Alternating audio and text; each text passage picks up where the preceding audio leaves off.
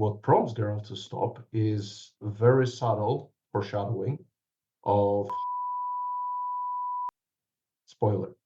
If you didn't read the whole book, sorry. There are people who haven't read the book, though, so... Yeah, let me rephrase it. So what stops Geralt is not exactly Cahir. Here's going to be a huge spoiler, a Bolo. Fix it. I'm trying, okay?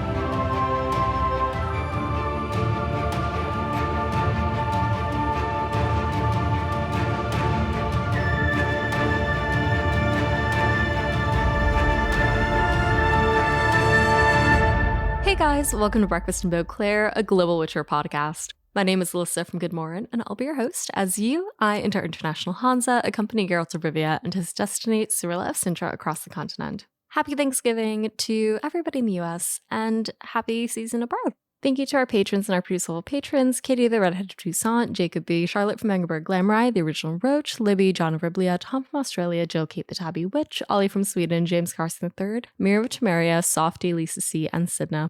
If you would like to learn more about supporting Breakfast in Beauclair, visit patreon.com/breakfastinbeauclair. As for this episode, Bolo from Poland and Kitty from the US call in for Andrzej Sapkowski's Tower of Swallows, Chapter 6. Join us as we discuss the chapter's epigraph, unhinged D&D tactics, Angoulême's backstory, Geralt and Cahir's evolving relationship, Cahir's motivations, and the burden of hope. Without further ado, let's get to our discussion of Andrzej Sapkowski's Tower of Swallows, Chapter 6. Hey guys, welcome to Breakfast in Beauclair. My name is Alyssa, and today we're welcoming two members of our Hansa to the show. You'll recognize my first guest from their appearance on episode 97 of the podcast, covering Chapter 2 from Baptism of Fire. They're a familiar face in the Hansa, known for lifting, drinking beer, and their strong Witcher takes, and they're based in Krakow, Poland. My second guest, you'll recognize from their appearance on episode 103, Chapter 6 from Baptism of Fire, as well as this season's co-host. She's a 30-something out of North Texas who likes a little bit of everything, but particularly loves video games, reading, and spending time with her family. She attended the University of Missouri and spends her Friday nights on the high school football fields as a coach's wife.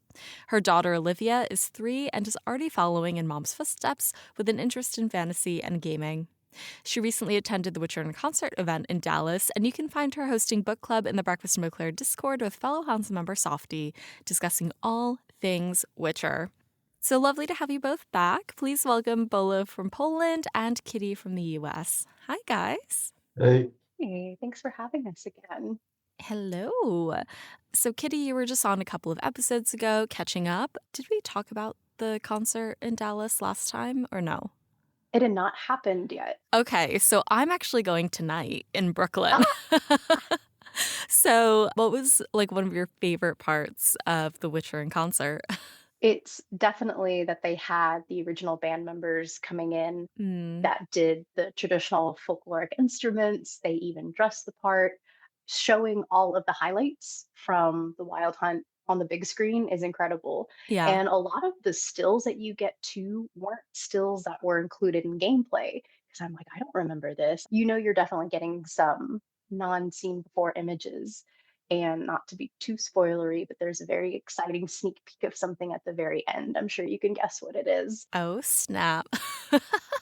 Bolo, how are things? It's been a minute, but you were, I think, in podcast time recently on the show, but I think it's been quite a while since we recorded. How have things been? What have you been up to over in your corner of the world? That was the recording was almost a year ago, I think. Yeah. It had been November or December, so quite a bit. I was pretty much just doing the same thing as I always do. I just go to the gym, lift heavy circles, like today, for example. I lifted heavy circles and put them down. I love Now it. I'm cooking chili because I haven't eaten chili in 2 years, so it's highest of the times. But as a Polish reader who read Crossroads of Ravens as soon as it was published. Yep. It comes out for us at the time of recording in a couple of days. What were your first impressions of Crossroads of Ravens, and what do you hope to talk to Hansa about soon? That's not going to be new for Kiri because she heard my takes on one of the book clubs or both of the book clubs I attended because, I do give takes. I'm going to say this. It's better than the Seasons of the Storm. Not that the bar is extremely difficult to clear. It has similar shortcomings, mainly the language, which is very reminiscent of the language that is used for the Hussite trilogy. Mm-hmm. Not the same as for the Witcher series, right? Because quite distinctively different, and I am unsure why this sudden change in narration is presented as such, because I'm not 100% sure how much you can feel it in the English translation, but the Polish version of Witcher has a very, I would say, nonchalant narrator. Yeah. He's not very matter-of-factly. He is not extremely reliable at times. Both Seasons and Crossroads have more of a pompous narrator. Like, he is very sure of himself, actually very matter-of-factly. He is, and there is a lot of Latin put in the language, which reads, like I said, more like Narenturm and the Hussite trilogy than The Witcher. But it's actually, I enjoyed it a lot. I just swallowed the book. It was very good. Yeah, well, that's exciting. I am certainly excited to read it. Kitty, what are you most looking forward to for this book? Bolo jumped on a book club, and so Bolo and I got to discuss a little bit of the Crossroads of Ravens. What are the different storylines and plots that come through? I'm very excited to read it. It's always good to have more Witcher content, especially with the new season coming out on Netflix. So I'm happy to dive into more Witcher, and especially young Geralt. Listening to Sapkowski's interview where he's like, this is before he is a seasoned Witcher. Everybody has to grow up, and I'm giving you how he grows up. So I'm Yeah. really excited to see the youth Geralt. Yeah. It'll be interesting to step into a different narration style. I actually didn't know that, Bolo, so I'm excited to see what it looks like in the English translation. But yeah, small Geralt's at about series age, more or less. 18-ish, I would say. Yeah. Translated to human, because I'm not sure how many Witcher years he exactly has, but yeah, we talking like a teenager, very early adult. So yeah, it's a different vibe. Yeah. I'm excited. I'm excited to see what Geralt was like at his daughter's age and how chaos ensues, obviously. Yeah, no running away from that one. Yeah. So today we'll continue our discussion of Sapkowski's Tower of Swallows with Chapter 6, in which Angoulême reveals her grim past, the party clashes with Shiro and Nightingale, Cahir is gravely wounded, and Geralt finally accepts him as a comrade. Here's a quick synopsis of the chapter from future Alyssa. Chapter 6 opens with a scathing interlude from Monstrum, denouncing witchers as unnatural monsters who find ecstasy in violence, before returning to Geralt, Cahir, and Angoulême on their way toward the Druids. On the road, Angoulême shares her tragic past. She was abandoned as the bastard of a Sintra noblewoman, abused in an orphanage, and left the sole survivor of a gang of pillaging children. When she suggests sexual favors in exchange for saving her life, Geralt furiously rebukes her. Seeking information, Angoulême leads them to a dwarf miner named Golan Drostek, who directs them to the Rialto pit. There they clash with Nightingale's men before encountering the half-elf Shiro, who recognizes Geralt and works in league with corrupt Nilfgaardian soldiers. The group is condemned, but they're saved when druids attack the mine. In the chaos, Geralt nearly loses control, falling into a killing frenzy. Cahir is gravely injured, forcing them to flee. On the run, Geralt tends to Cahir's wounds, and the two finally speak openly. In feverish exchanges, Cahir admits he smuggled Ciri to safety after Sintra's fall, only to lose her, and later sought Geralt out of guilt, alluring dreams, and a love for Ciri that he knows will never be returned. Geralt accepts him as a comrade and sets aside his suspicion. The chapter ends with a reunion. Geralt and Cahir, battered but alive, stumble upon Regis in the Sanstrar Valley, where the vampire greets them with calm understatement by a campfire. So now that we've gotten a synopsis of the chapter, I would love to hear from both of you. What are your overall thoughts, highlights, and lowlights of Tower of Swallows Chapter 6? What we love about Chapter 6 is that so much happens. This is a full chapter. We have a fight We have a new addition to the Hansa. We have a full return. We have Saving Grace done by Vampire. It is full of lots of action and really not only gives us a kind of a sense of the chaos that's happening within the kingdom, within the continent, but also the chaos that's happening within the Hans. I think it's a perfect way, and he this is not the first time Sapkowski's done this, where he gives us chaos and is like, not only is our Hansa in the middle of their own predicament, they're in the middle of a giant predicament amongst the North. I really like this chapter. It is fun. I did have to break it down though. I actually very guiltily asked Softy to help me with some of the details. I said, Softy, I'm just a little confused on who is who and who is fighting what. I think as a reader, it's okay to admit that and be like, you know what? I think I skipped two sentences and now I don't Mm. know what happened. Yep. So I'll let Bolo take it from there. Yeah, I was very eager to join for this chapter specifically because it isn't the most important one, probably, in the book, in the grand scheme of things, neither from Geralt's and specifically from Ciri's side, obviously. She's not, she's a star not appearing in this film in the chapter 6, but it does give the very unexpected aftermath of the previous chapter, where Mhm.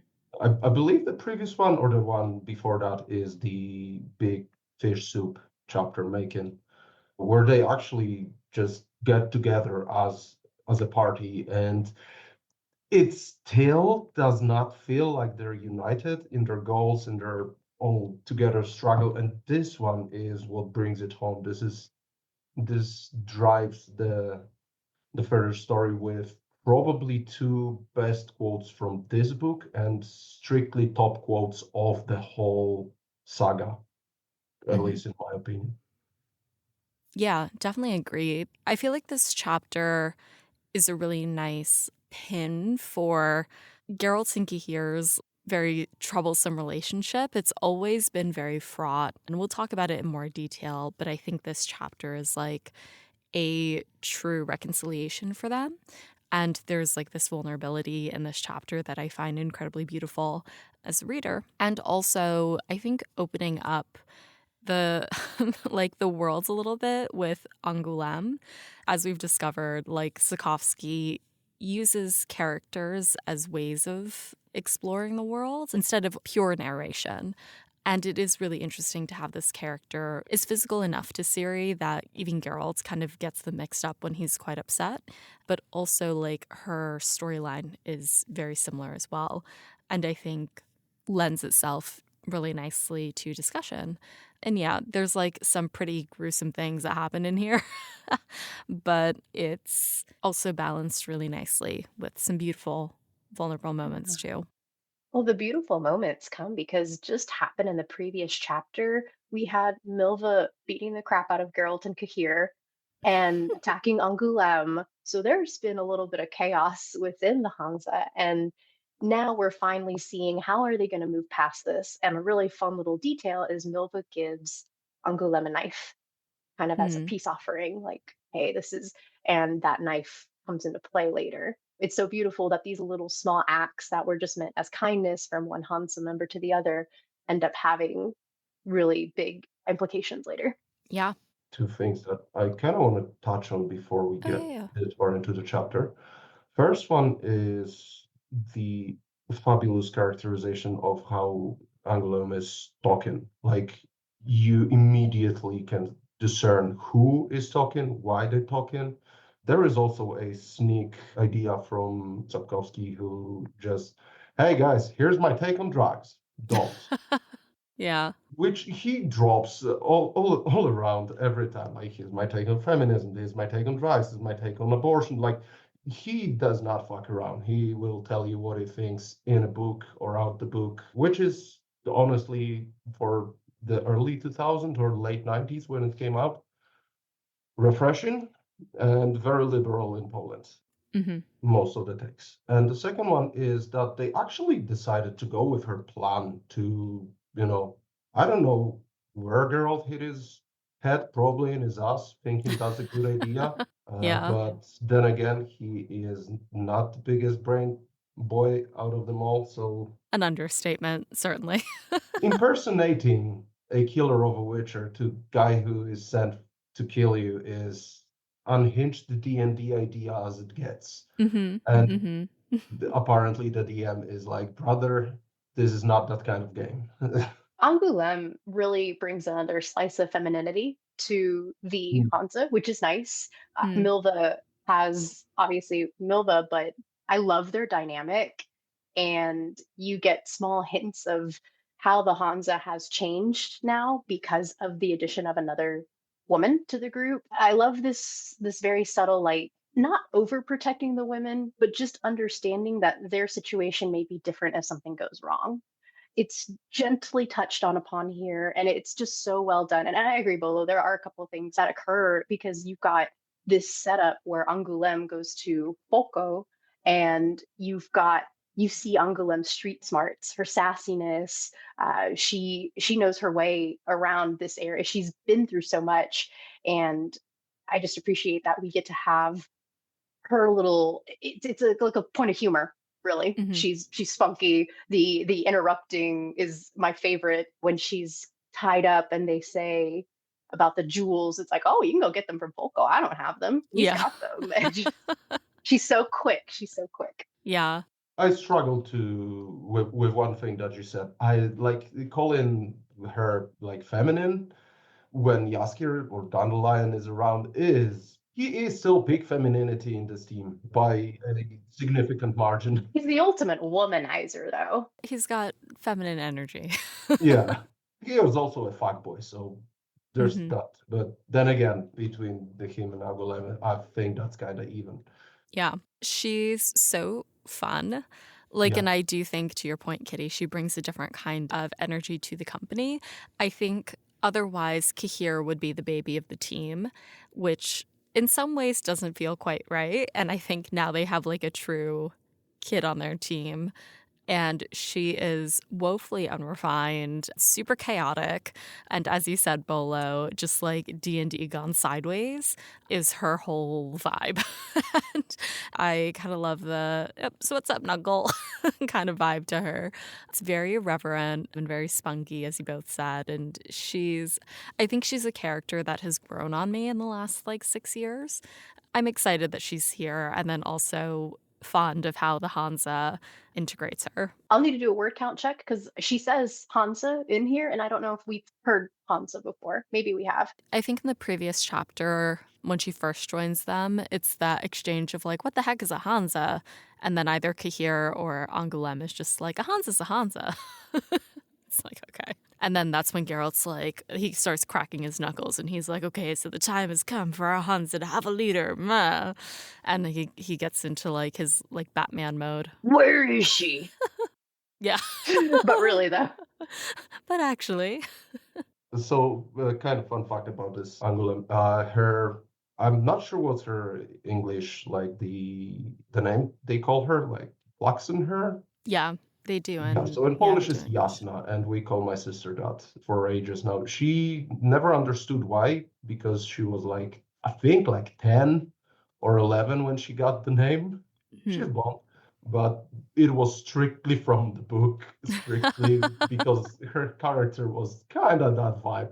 That like it was gearing towards this one. So Oh, that's funny. What does it mean in Polish? Does it mean more or less the same thing, or Jasna, does it have? yeah, that would go with the bright hair in this case. So yeah. Yeah. Angoulême is French, right? Adjacent. I love your hesitation. That told me everything I needed to hear. It's Sapkowski. It's not like French. It's just like the vibe of French. We just go for the vibes. There's a city in France. Yeah, I thought there was a town called Angoulême. Yeah, and as we move ahead and look at the chapter opens with an excerpt from Monstrum, branding witchers as depraved killers. How does starting with this prejudice shape our interpretation of Geralt's actions later in the chapter? This book that we hear about is famously the text that incited the slaughter of Kaer Morhen. It's crazy. I mean, they're essentially saying, and just to be crass, I'll go ahead and get the crassness out of the way, is that you're going to ejaculate if you're a witcher and you get your kill.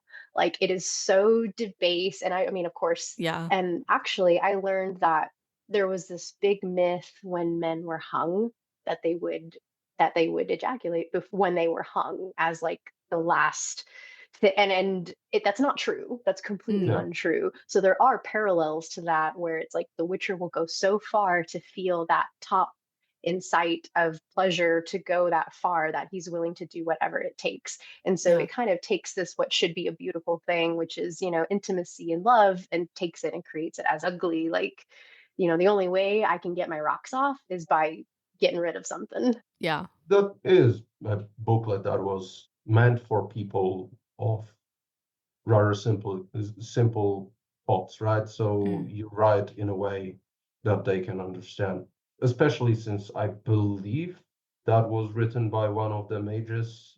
I'm not entirely sure anymore if it is confirmed anywhere in actual canon that was the case, but yeah. It's like the ultimate release. Like, ugh. Yeah. Yeah. Yeah. It talks about like they don't just kill to kill, they kill for pleasure, which is, I Yeah. think, when we saw Bonhart at the end of Baptism of Fire, and he's like, I love my job. Not even whores can say that. Like, we, in that context, as readers, are so horrified by that excitement and that ferocity. And I think that we know Geralt. We've gotten to know him over the last like 6 odd books. And we understand kind of like the depth and nuance of his character, and that for us, he isn't like that. And then when you see him really go off the rails and like even in his own mind, he knows he's losing control, it kind of primes the reader to think about it in like a certain way, or like, can he really be capable of this if he gives himself over to like whatever vengeful urges he has? Also, I would like to notice that this is an extremely nice parallel to what happened with Regis a book ago, where they were discussing the same thing about vampires. Mm. No, vampires don't need to eat, and they made it sexual in some way, but they don't need to drink blood. But people made it sexual in a way instead of just, they get drunk of it, bro. There's not much to it. Yeah. We also just witnessed Bonhart throw Ciri into peril Mm-hmm. with the fight. And he ends that scene where Ciri does try to take her own life, and Bonhart chides her and says, they didn't teach you that in Kaer Morhen. They didn't teach you how to be kind and compassionate. And, when you read this book, I actually got it confused. I thought that that was later. I didn't realize that Mm. that already happened in the series. And so when I had the monstrum passage come up, I related it directly to what Bonhart was saying. And Ciri's trying to prove him wrong, but ironically enough, the monstrum's correct. She has no choice but to fight, and she's not taking enjoyment in it. But I love that parallel that they do there. Yeah. I think if it makes you hesitate as a reader, like it is ultimately, as you said, Bolo, like a piece of propaganda. It was specifically written to build mistrust in witchers, to incite violence against them, and it succeeded. We see like the hesitancy at some point. One of Nightingale's men is just like, this is a witcher, though. I don't know if we could take him on just one-on-one. And I'm sure that that's like, even though it's been a number of years since the Purge, like at Kaer Morhen, that thought still persists amongst people who've probably never encountered a witcher before. So yeah, I think it definitely colors how we see the chapter, and it was like a very interesting and insightful thing to include at the top. And as we continue on, Angoulême reveals a childhood marked by abandonment, abuse, and survival. How does her backstory and her recent history compare directly to Ciri's? Pretty awful when you're 15 years old and you're considered too old for the tastes of terrible people. Yeah. Yeah, that was disgusting.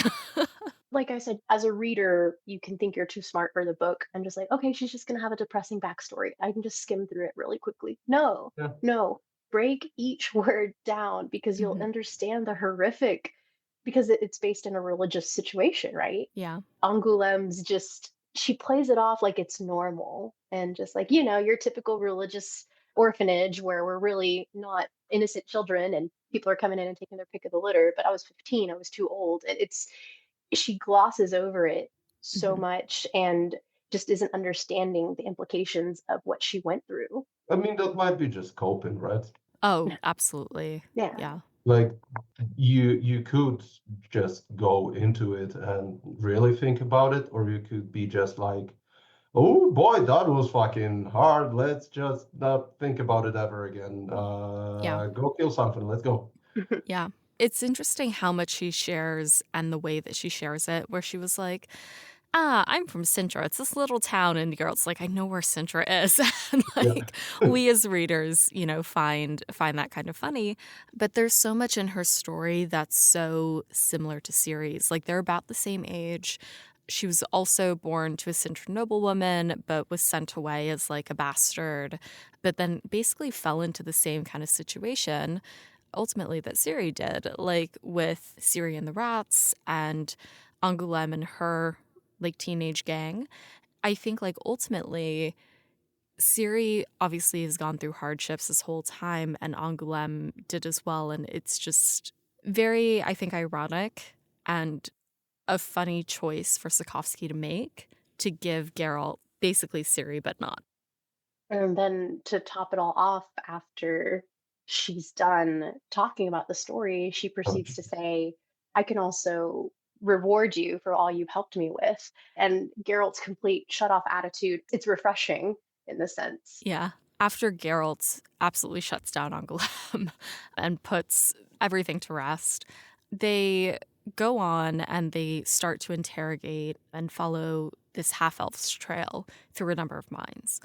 Eventually, they get into a couple of brawls.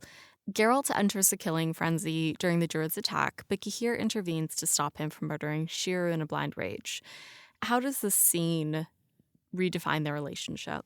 I think this is the first time we got painted in the light that he is not just following, he actually takes the proper lead for the first time, I think.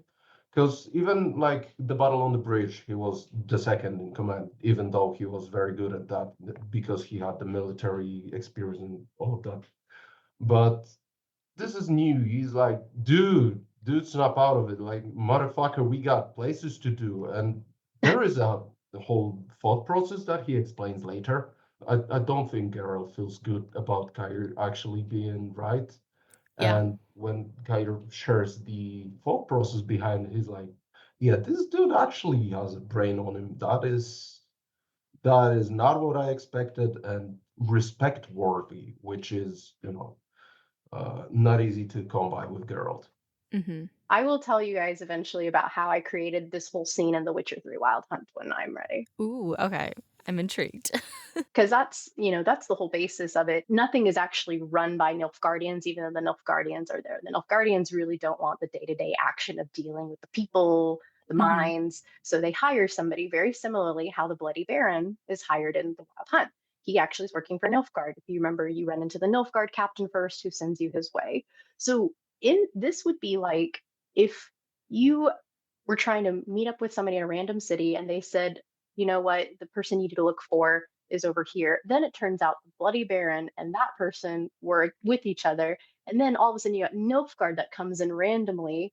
And then you have a fourth group of deserters, frankly, that will just come in order to just wreck things. So when they call the free slopes, they're coming from the north and just saying that they don't want Nilfgaard here. They are here to create chaos. And that's how I pictured it in my head happening. I don't know if that makes sense, but Oh, yeah, it's absolutely. the different leaders that end up having and especially in this case of situation, Geralt thinks they're saved by Nilfgaard for a second there. And even though you have to align yourself with people who may not be very good, you might just have to use them to get to the end game. I liked having that.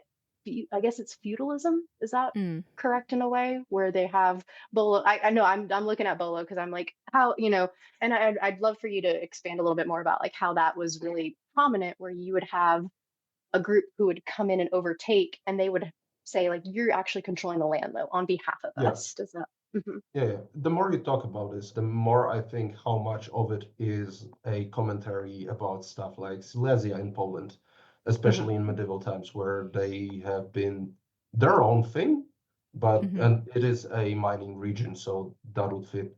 They have been a Silesia as a Silesia, but they also have been controlled by Czechia, by Germany, by Poland, or one of the duchy that belonged to or was a vassal of either of these three, especially since Germany was not a thing back then. It was whatever the fuck would you call this. You can read all about it in the Hussite trilogy. I would very much recommend. But other than this, yeah, this is a case where you got pretty much an occupant on your ass, right? They take taxes from you. They are supposed to give you protection from the lawlessness, which they don't, because they took the lawless people and hired them to, just further extract you.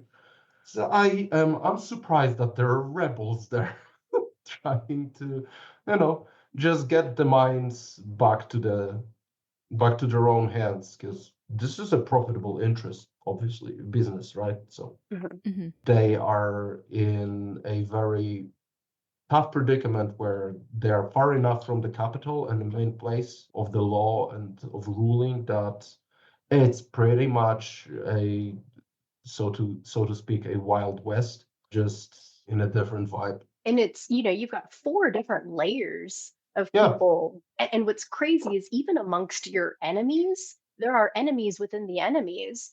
Volko and Nightingale do not get along. I mean, yeah, obviously, because Nightingale is just straight up a bandit. Yeah. But the Bearman, leader of the Nilfgaardian people, he also doesn't get along with Fulko, because Fulko is a stuck-up motherfucker, and I'm not surprised he's not getting along with them, because he comes from a place of Fulko, right? He comes from a place of I am the law. But man, like, you are one overeager motherfucker that is just putting a tough harness on the people and extract them because you think that's better than other people extracting them. No, and that's all I'm saying is that, like, the complications of the villains within themselves is fascinating because of Nilfgaard's invasion. Did you also notice that at one point they said silver for Nilfgaard? And I was wondering if it was it's the bear. They call him the bear, but they mention it's a bear on a silver. Yeah, the bear, I think the bear is silver on the coat of arms of this guy. Just the bear. Yeah. Nilfgaard is using a golden and silver threads to also just give the significance to their companies. Like, I believe Nausicaa had the silver, I don't remember, was it silver skull or a silver sun? But one of those for sure was silver on black. So it is not extremely out of place here. And then you've got Shiru. Already, things are bad for Geralt and company, right? Paints that really, there's crossbolts aimed at them. Angoulême has just resigned. It's all bad. And then Shiru just decides to say, oh, hey, Witcher, by the way, you're really good friends. I took care of them. I'm the one who, and for me, I don't know what about it that got me, but Netflix, I do believe Netflix did, even though it was a different character, that upset me watching it. Those are in a way innocent characters that were more so affected just by the outside. And I just love that he can able to incite a little bit. Yeah, I mean, they aren't completely innocent. I just love that that's a more inciting of the anger. It reminds you of things that have happened previously. I think it's a nice flashback. Yeah. I'm going to say 2 things. Codringer and Fen were not friends of Geralt by any means. They were hired by him. And calling them good people is an overstatement of a week, probably. So, but they were essential in helping Geralt in a couple. Oh, yeah. He also paid them a buck ton. Friend is a weird thing in the continent. Yeah. But I digress. Yeah. Also, I think that also kind of stems into the very difficult thing for me, because you guys don't have a distinction between actual friends. There is nothing between friends and acquaintances in English.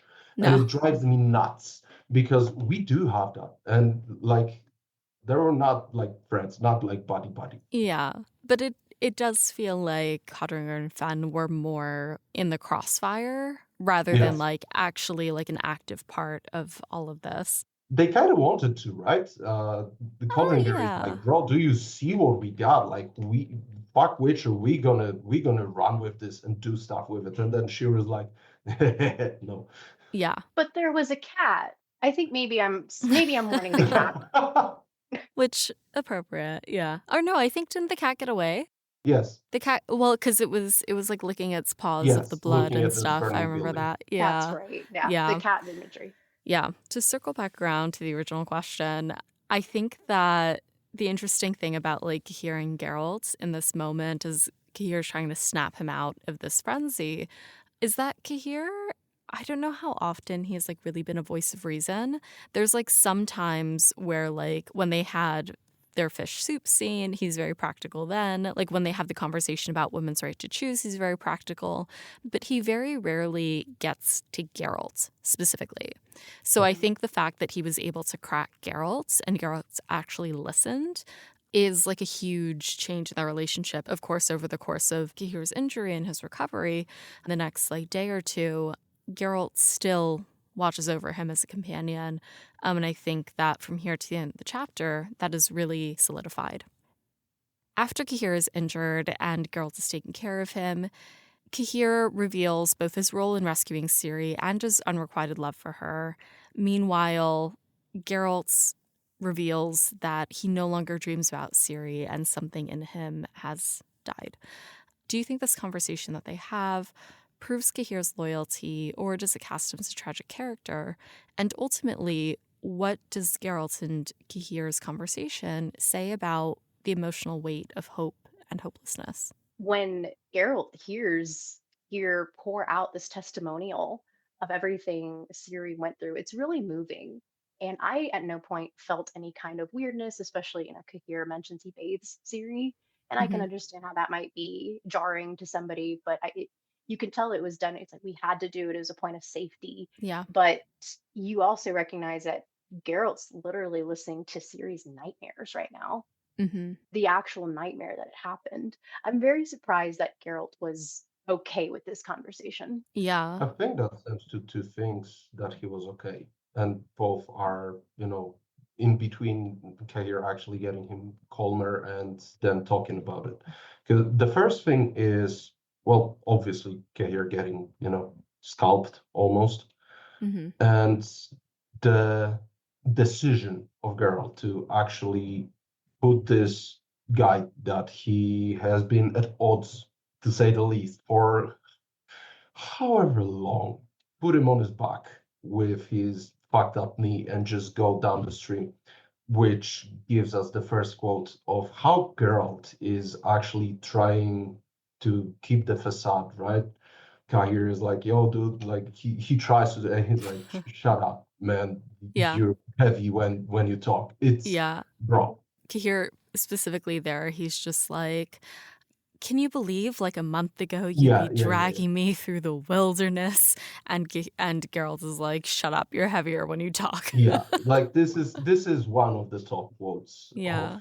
whole saga. But the second thing is actually when first Kair is explaining his reasoning of why killing Shiro is a bad thing, and then I don't believe they go straight into talking about what happened with Shiro with Ciri Hmm. before they first talk about the dreams, which this is when Geralt understands how similar in a way they are, especially with, again, probably the best, well, definitely the best quote from this book, one of the best in the saga. I will dream for both of us. This is just, god fucking damn it, bro. Like, this is the moment that I think allows Kair later to tell the story, to be open as he is. Hmm. So that's probably the reason why Geralt does not go into like, I'm a fuck you up now. Like, Yeah. And I mean, I'm sure Geralt feels bad too, because yeah, in the point of the fight where Cahir says, "Wake up, come back to me, you're in a frenzy," there's still action Geralt takes. He's not quite snapped out of it yet.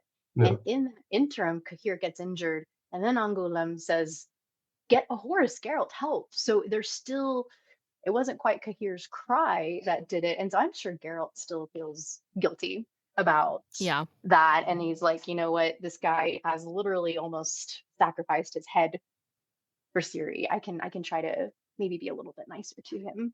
I also think with the dreams, we don't know this yet. We learn this later, but we can kind of tell because Geralt does mention at some point that he believes that a sorceress is causing people to know about their plans. Hmm. Everybody seems to know where Geralt and the Hansa is, and they don't know how. They still don't really know how. And one of the story points is that they noticed that Milva's braid was cut off, which had only happened a few days before. Hmm. Knowing how long it takes to travel, Geralt suspects that there's magic afoot.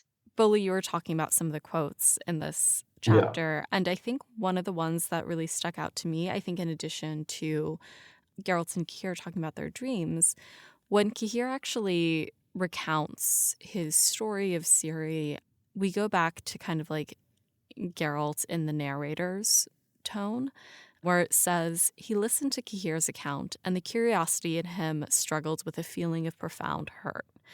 And I feel like Cahir talking to Geralt about this specific moment is like very specifically healing and treating the wound and the, I guess, like betrayal of some kind that Geralt's been carrying around since he adopted Ciri, and then more specifically since Thanedd, like when he lost her. So I feel like they would have had a very difficult relationship up until they had this conversation. Like Yeah. it needed to happen in order for that tension to like resolve. Like it does seem that Cahir is very sincere. I don't think it's creepy, but it is kind of a lot. Like that Geralt is like, oh, you're not just stalking me because you want to kidnap my daughter. Oh, you're stalking me because you think you're in love with her or the idea of her. And I don't really know what to do with that. And I don't think Cahir understands it either. In a typical Geralt fashion, by the way. Yeah. Both the women involved, I don't know what to do with that. Let's go. Yeah, sure. Yeah. It's a really complicated, weird, magical situation. Like they're both having dreams about Ciri in very different contexts, but it does, I don't know if it necessarily proves Cahir is loyal, but I think it at least supports the claim that he's not out to get them or to double cross them, at Yeah. least right now. And I think I I think agree. it is really tragic that he's like, I mean, even if I did capture her, she wouldn't want me, but if she was at least the emperor's spouse, I could just gaze upon her and that would be enough. And it's kind Yeah. of like, oh, I don't know, that doesn't really sound great either. I mean, what Cahir is what, like 16? I think he's a little older. I think he might be about 20. He was already an officer when the fall of Sintra happened. So, I know he's a young officer. I'm assuming like 20 or 21. yeah, I want to say he's in his early 20s. If Ciri's about like 16 or 17. Oh yeah, fair enough. Yeah.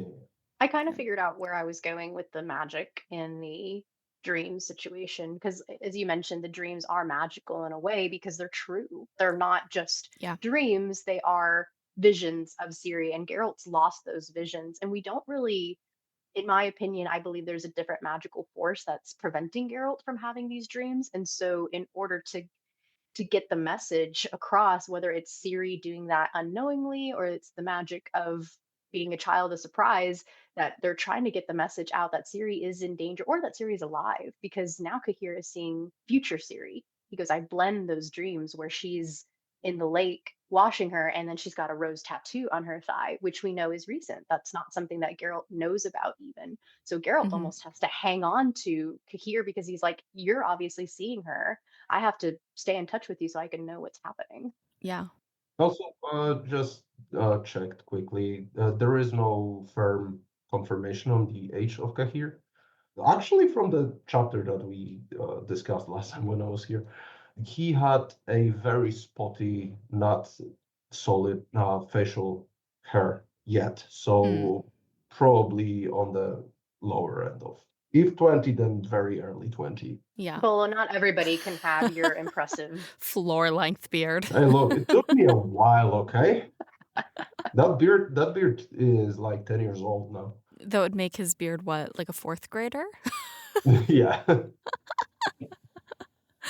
Maybe at least put in armor. I mean, on the subject of the dreams, Geralt says to Cahir, like, something in me has ended. And Cahir ends that section with being like, that's okay, Geralt, I'll dream for both of us. It's really beautiful and kind of cheesy, but it feels like the hope is a burden for Geralt. Like wanting to hold out hope that Ciri is alive is like in some ways too much for him to bear.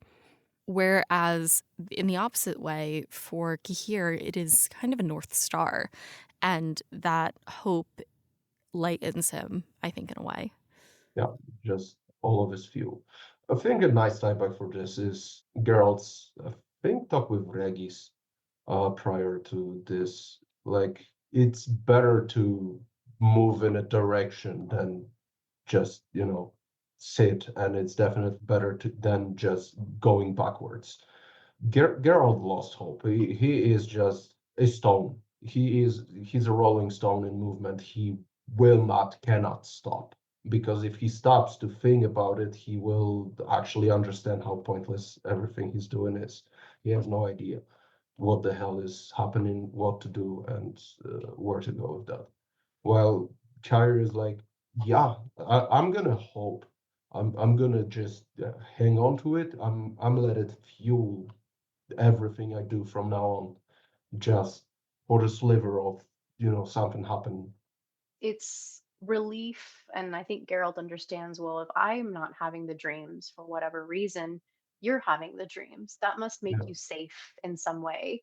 Either the connection is there, either you are destined to protect her in some way. It is beautiful the way it comes through because originally, like I said, I thought Geralt would be pretty upset with realizing that Cahir maybe just has selfish motivations, but really maybe it's not so selfish. He does really want what's best for Ciri in a way. Yeah, I feel like it's looking at the glass half empty or half full in some way, where again, like the thought of Ciri being alive is either burdensome or liberating.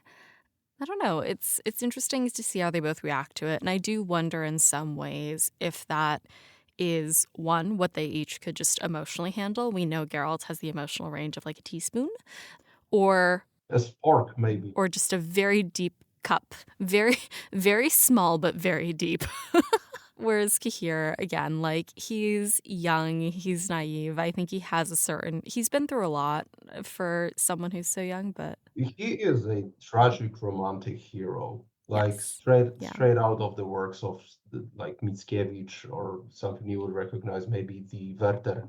Lancelot. Yeah, but like I would say more specific to like the times of the romantic times. I think it's William Blake in your vicinity, Goethe, those kinds of heroes, right? Hmm. But like Werther by Goethe, the dude that can't even properly kill himself. He does have this vibe of the romantic tragic hero. He's like, yeah, okay, I saw her once in my life 10 years ago. I am desperately in love with her. I will do anything what it takes so I can just glance upon her. I will dedicate my life to that idea. That's what knights do, right? They pledge and they don't stop. It's like a paladin in a way. Hmm. Yeah, kind of. Yeah. It's just, heartbreaking to see because reasons. I was like, you've been towing it this entire time, but Yeah. Yeah. As we look to the end of the chapter, it really does end on like a brighter note Yeah. with a reunion with Regis. So, how does this understated warmth contrast with the violence and despair in the rest of the chapter? It's so funny that the least problematic character in most of the book is Regis the vampire, Yeah. which brings about my favorite line from The Wild Hunt, which is anyone else at this table a vampire? He's just the least vampire of a vampire. It's full circle because you don't think you would seek comfort in a creature that is dangerous, deadly, but that has now become Geralt's comfort, is Regis, his calm way of speaking, reuniting with him. He saved Geralt on occasions. Regis is the hero. Yeah. The It's vampire. Yeah. it's funny that you say that because I feel like most people would also say that about Geralt. Like you wouldn't find comfort in a violent monster, and like it's kind of the same for like most people in the Hansa. You could say that about Cahir, you could say that about Regis, Geralt, as well Milva. as Milva as Yeah. like a dryad adjacent archer. Angoulême, as we hear, the only person who you can't really say that about is Dandelion, and he's the one who gets kind of poked more than anyone because he's constantly getting himself into trouble. Yeah. But Also, I love how Regis, in his very Regis fashion, is just sitting there, and to let them know that it's not a coincidence he's there alone. He's just like, hey, look what the cat has brought. Like, yeah, bro, like this is a nice way to communicate that, hey, yo, she found us, everything is good, everybody's hmm home, and I just came here for totally unrelated reasons, which we're not going to spoil yet. yeah. I think I will read out this little excerpt because it is such a sweet end to the chapter. It goes, first they smelled smoke, then a moment later beheld a campfire with spits over it and filleted trout roasting on them. They then beheld a solitary individual sitting beside the fire. Not long before, Geralt would have mocked, mercilessly ridiculed, and thought a complete idiot anyone who would have dared claim that he, a witcher, would feel great joy at the sight of a vampire. And then it has Regis saying, oh, look what the cat dragged in. And I do think it's true. Like, I think one of the themes that we've been talking about consistently over the last few chapters, as well as the next one in chapter 7, is this idea of Geralt's identity as a witcher kind of dissolving. Like, he is still a witcher in some respects, but in ways like this, where he's now befriended a vampire, and not only that, but he feels great joy at the sight of him. It goes against, I think, everything we assumed a witcher would be. And I think that this is a really nice way to end this chapter. Book ended with the monstrum at the top of the chapter, and then also leading into chapter 7. The only thing I'll add about the last part is it's so nice because Monstrum talks about how the only way witchers can be happy is to kill. Yeah. And then at the very end, we say that the witcher actually finds happiness with his friends. Yeah.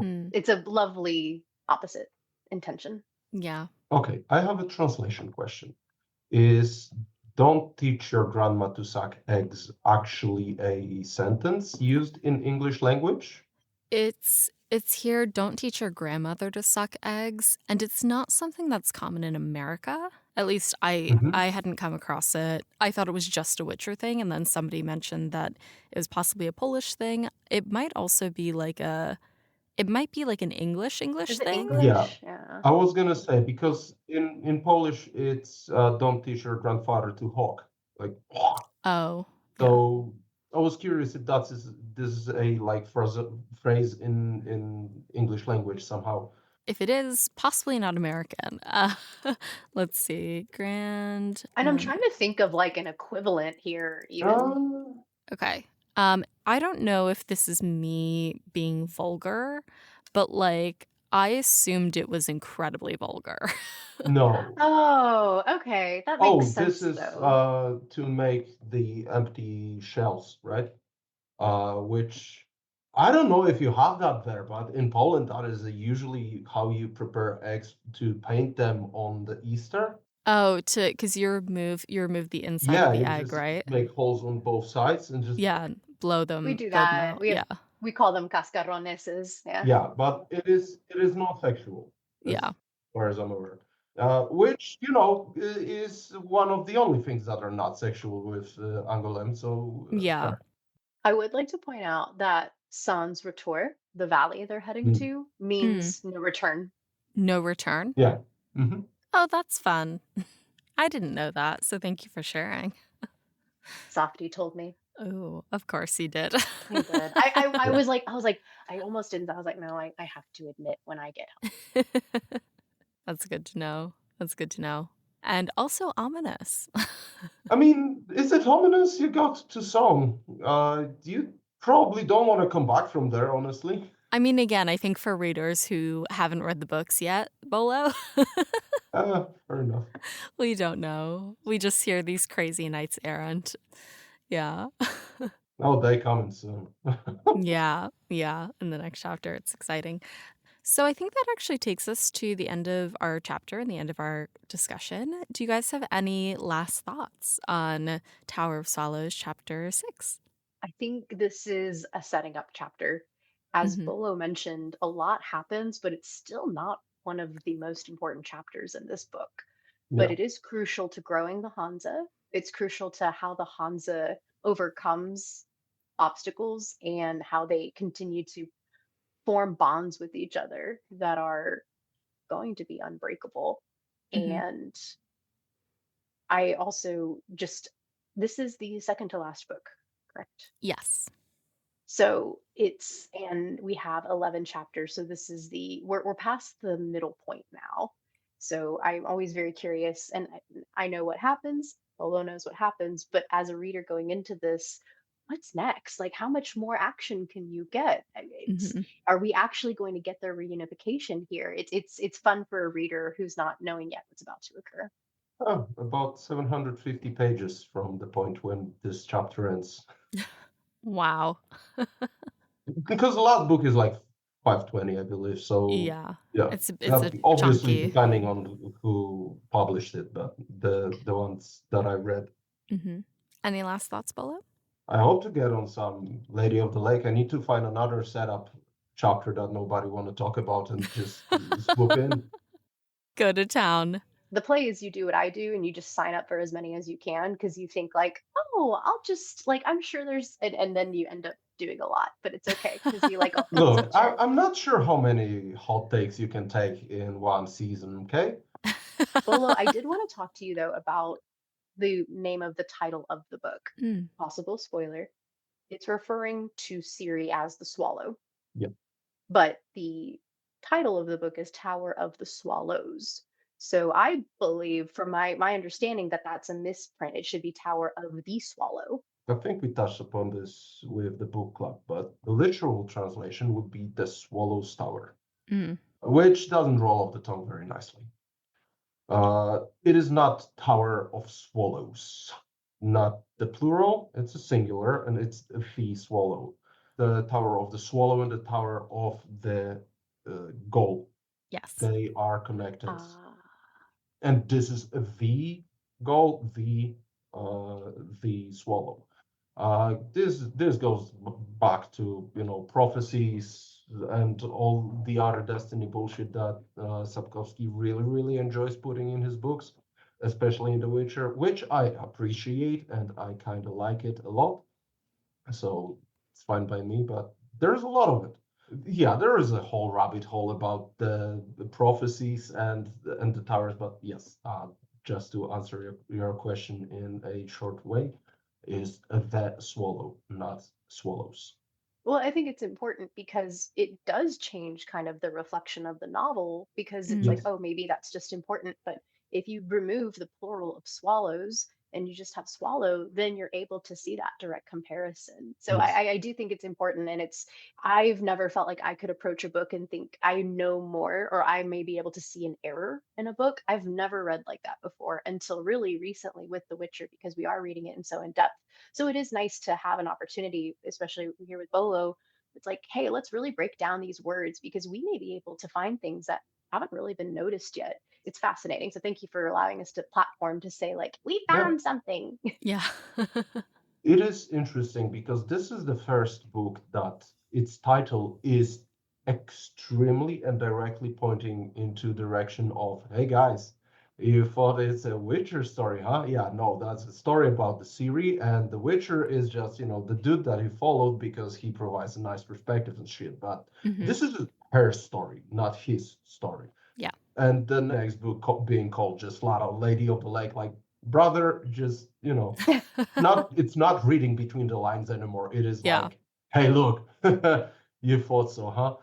Hmm. The first two were vague, although you could try to pinpoint the first one to I mean, Siri. Blood of Elves is pretty. Yeah, it is more in the context of the prophecy of Mm. like all this stuff, not exactly yet known that it is, her. Time of Contempt is a global thing, and Baptism of Fire is for both of the parties involved. So Yeah. that is not yet figured, but this one is extremely pointed towards like, hey, this girl is the importance. Like, that dude you like, yeah, he's fun, he's cool, he kills monsters and has a cool sword, but she's the whole point of this. Yeah, absolutely. Me looking at this chapter as well, I feel like it does feel like a breath in the rest of the book. It's interesting having all these podcast episodes and every guest walks out of there being like, man, this was like the saddest chapter in the book. And then now I've heard that on every recording except for this one. Check yourself. Cahir almost gets scalped. Like, Angoulême opens up about her very tragic, horrifying childhood. And like, this isn't a light chapter by any means, but it is like a paced one, which is, I think, kind of all the difference. It's a rare one with men bonding as well.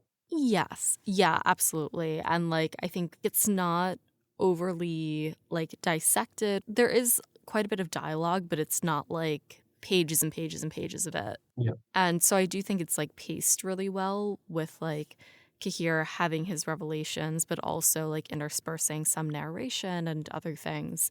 So it doesn't feel like a slog, and it feels like you as a reader are just like witnessing something that is very intimate and very vulnerable, as I said. If we're talking about like going up to the house in the woods that nobody can see and all that stuff, it kind of has that same vibe of like hearing something that maybe you shouldn't be hearing, but it is like a really nice way that their relationship is growing. Yeah. When the chapters end, when they take us back to the marsh, there is some kind of peacefulness you feel, because as the reader, you feel like, okay, I'm back in a quiet space. And at the end of this chapter, we don't have a marsh scene, but we have a traveling scene. Yeah. It's peaceful. It's, you can think back. I think, I imagine doing this in the Wild Hunt, riding Roach over a hillside, going into Tucson. It makes you do feel peace at the end. And it also is a direct tie into the beginning of the chapter when they also are marching, and there is, a angular blade of Gorgona and Murdur, a devil's mountain. Here, this shit's gonna go down, and then you go like, oh, hey, there is a, angular blade, whatever. They don't look up, they don't care, they don't give a fuck. They're just, sad, tired, and ready to go home. Well, yeah, and I think that's the beautiful thing about this close too, is that even though they are on the road, there is a sense of homecoming when they see Regis. Yeah. And I think that, it's a really beautiful place to end the chapter and end our discussion. No, thank you so much for giving us a platform. This was a great chapter. You can catch me on the Discord, Breakfast in Beauclair. I love to hop on. It's also a happy birthday, Gary. Oh, yay. Yes, at the time of recording, it is Garrison's birthday. Oh, yeah. Cool. Happy birthday, man. Hi, Gary. So that is going to be it for our show today. Bolo, Kitty, thank you guys so much for joining us for this episode, and thank you to our Hansa for listening. So you can find both of today's guests in the Hansa Discord, where you can also find them in the Discord book club talking about the Witcher series. And next episode, join us as we continue our discussion with Andrzej Sapkowski's Tower of Swallows, Chapter 7. Thanks for joining us at the breakfast table. For show notes, transcripts of each episode, and complete list of our social platforms and listening services, head over to breakfastandbeauclair.com. Breakfast in Beauclair is created by Alyssa from Good Morn. It's hosted by Alyssa. The show is edited by Alyssa and Caleb Pies, with music by Alex Berner. Breakfast in Beauclair is produced by Alyssa in New York City, with Katie the Redhead of Toussaint, Jacob B., Charlotte from Eggenberg Glamour, the original Roach, Libby John of Verblia, Tom from Australia, Jill Kate the Tabby Witch, Ollie from Sweden, James Carson III, Miriam of Tamaria, Softy, Lisa C., and Sidna.